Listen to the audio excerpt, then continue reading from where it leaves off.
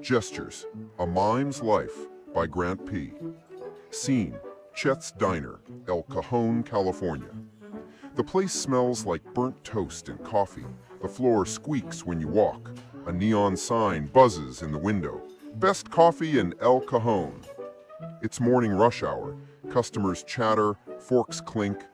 The front door chimes. All eyes momentarily turn.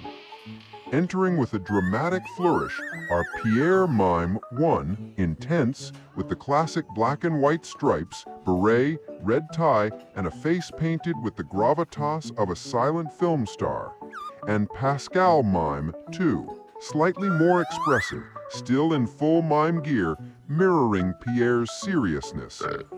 They glide across the creaking floor, their steps unnaturally silent, a stark contrast to the diner's bustle. Act 1, The Ordering Ordeal. Waitress Trish Schlabberschlager, cheerful but perpetually exhausted, her apron stained with 1,000 meals, zips between tables, balancing plates. So, what do you want for drink?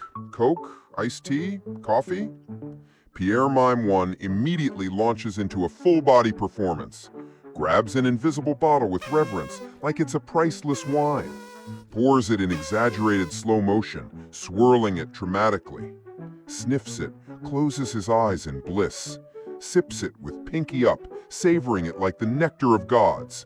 Then holds out an imaginary glass toward Trish with pleading, desperate eyes. Trish, smiling politely, "Oh, so Coke?" Pierre freezes, eyes wide, relief washing over him. He gives a massive thumbs up. Moments later, Trish returns with coffee. Pierre's face collapses into pure mime despair. He takes the cup, sips it, and does a huge silent gag, dramatically clutching his throat as if poisoned. He mimes a giant red X in the air, shaking his head furiously. They're acting out this intense drama. Mime 1 trying to pretend they're sipping tea, Pascal Mime 2 dramatically melting in the heat from an imaginary cup, while the audience is just eating it up, laughing, pointing. Pierre Mime's 1 face falls. They quickly grab the coffee and start miming a dramatic gag, like they're choking on it, over-the-top disgust and frustration.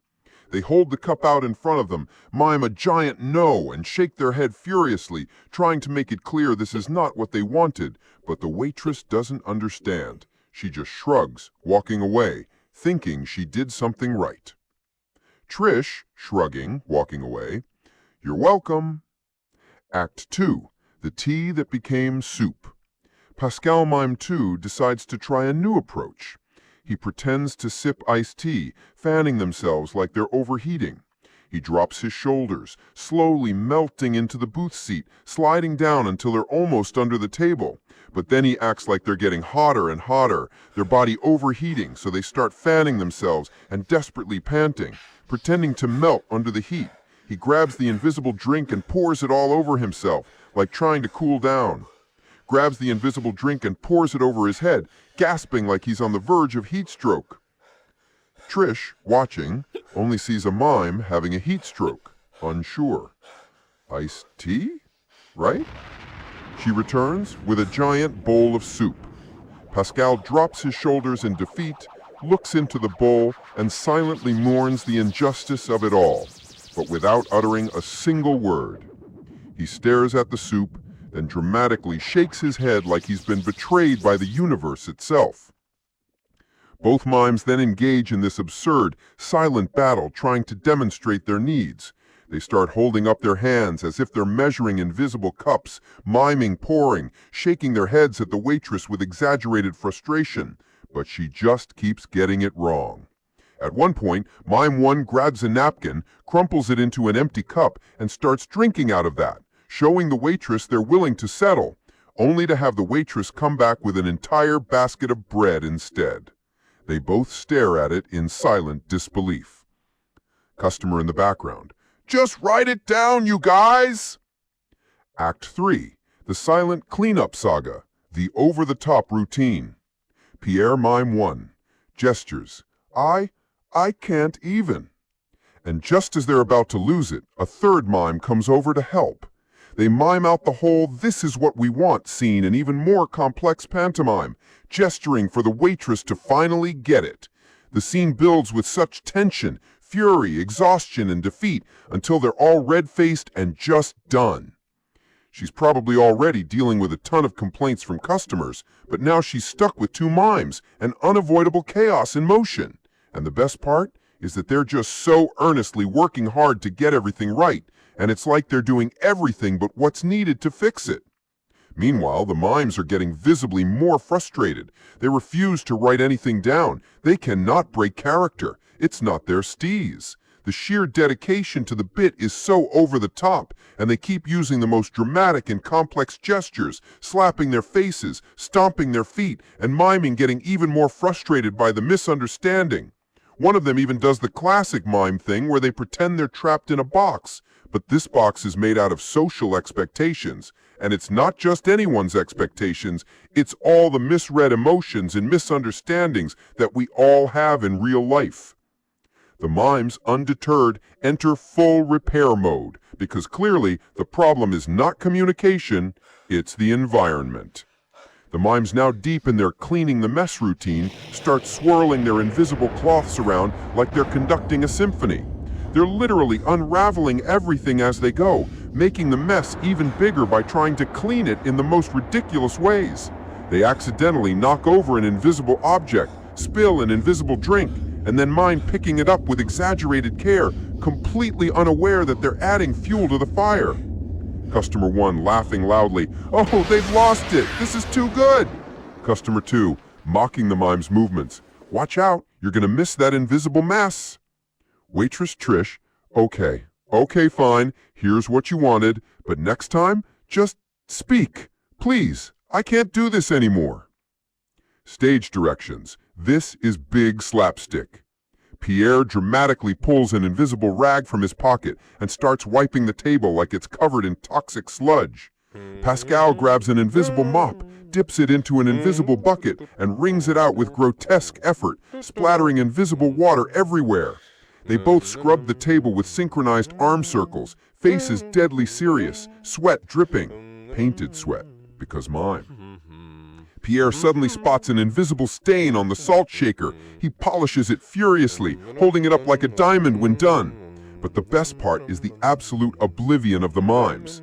They're not trying to make the waitress's life harder. They're just caught in their own world. And all the audience gets to see is this perfect slapstick moment that mirrors how people often communicate without speaking, without truly listening, and just trying to put out fires that aren't even real. Pascal accidentally spills an invisible drink, gasps, and drops to the floor, mopping it up like it's an oil spill, crawling under the table on hands and knees. "Pascal, did we just fix everything? Is the place spotless now?" Pierre strikes a heroic pose after wiping the last spot, silently mouthing, "Yeah, the mess is totally under control." It's the ultimate irony, these two characters mocking the daily grind that the waitress endures, all while taking themselves too seriously. And then, when it looks like the final nail is in the coffin, just when they think they've wrapped it all up, one mime flips the invisible napkin over, stands up proudly, and gestures like it's their masterpiece. Pascal mops the final corner, then flings the invisible mop in the air. Whoa, what a disaster, but we saved it. Trish walks back in just as Pierre pretends to hose down the floor using an invisible high-pressure sprayer, complete with pantomime recoil like it's blasting water across the diner. The waitress, dead-eyed, just stares at them. Her response is a simple, tired, "Waitress Trish Schlobberschlager," flatly. "Good job. You really fixed it. Really, really, really well." Diners laughing. Customers are cheering, laughing, and filming with their phones. Act 4, the meltdown. Trish snaps, red-faced. "You think this is funny? Well, it's not." She slams cups down on the table, apron flapping. Pierre thinks she's part of the act, so he nods and starts vacuuming her apron with an invisible vacuum. The mimes are so into it, they're scrubbing the floor vigorously, like they're dealing with an invisible oil spill or some major disaster. They're going all in with exaggerated motions, hose down the invisible mess, throwing an invisible bucket of water onto the floor, even doing that over-the-top buffing motion with their hands like they're polishing a diamond. She's pacing, her arms flying wildly as she vents her frustration like a volcano erupting. The whole time, the mimes are clueless. They're still so deep into their repair mode, like they've just completed a mission to save the restaurant. They think they've done some heroic work. Trish screaming, "You think this is funny? I hate these mother..." She starts slamming down cups on the table, the sound echoing around the restaurant. But to the mimes, it's just another part of the performance. They see her frustration and think, "Oh, we must have missed a spot." Pascal to Pierre, completely ignoring the waitress. "Hey, did we get this corner? It's still got some invisible stains. Can you scrub that again?" The waitress finally gives up, slumping in exhaustion, rolling her eyes. The waitress's face is slowly morphing from passive annoyance to full-blown existential crisis. She's watching these two go on, with the whole performance escalating. And every time one of them throws their invisible napkin in the air to wipe the invisible sweat from their forehead, it just adds insult to injury. The worst part? The mimes are so confident they're fixing everything by cleaning up. As the mimes continue their increasingly ridiculous antics, trying to convey their frustrations, trying to connect in a world that just doesn't get them, Pierre raises his invisible rag, gives Pascal a knowing nod. Pascal, gesturing to the spotless air, heroic. Spotless. Perfect. The customers clap and cheer, some wiping tears from laughing. The mimes, they have no idea they just drove her to quit her job. To them, it was just another piece of their never-ending, absurd, invisible cleaning saga. The silence falls, and they just stand there, gazing at the invisible mess, satisfied that it's been fixed. Meanwhile, the whole restaurant is cracking up because it's so obvious to everyone that the mimes are living in a completely different reality. The customers are wiping away tears from laughing so hard, and they're not even bothered by the fact that no one has said a word because the sheer absurdity of it all is the punchline. The mimes strike a final victorious pose, completely unaware they've just destroyed a woman's career. Fade out.